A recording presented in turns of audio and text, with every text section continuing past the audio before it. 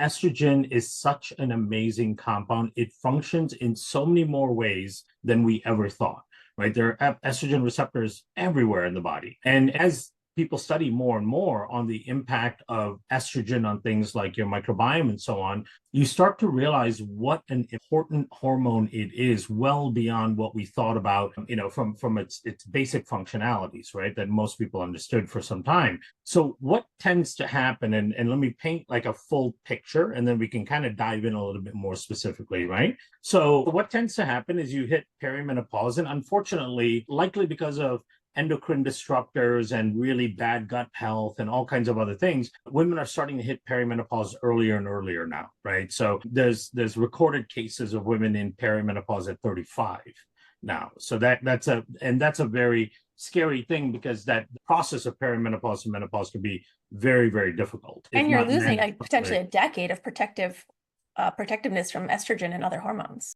Exactly. And I mean, and that's one of the amazing benefits of estrogen, is it protects you from things like heart disease and diabetes and all that, right? So that's why in like early in the 30 to 40 years old range, women have less than half the risk of things like cardiovascular disease, diabetes, strokes, and all that men do. But right after perimenopause and in menopause, women catch up, right? And have equal, if not higher, risk than men in many cases. And all of that is due to what is happening with estrogen. So then let's talk about what is happening as estrogen declines to the microbiomes, and then what are the cascading effects as a result of that, right? And that will explain a lot of the things that women tend to face as symptoms, as outward symptoms of perimenopause and hormonal changes. Now, I will also say, and this is where a lot of women get very frustrated as well with their medical doctors, because small incremental changes in estrogen levels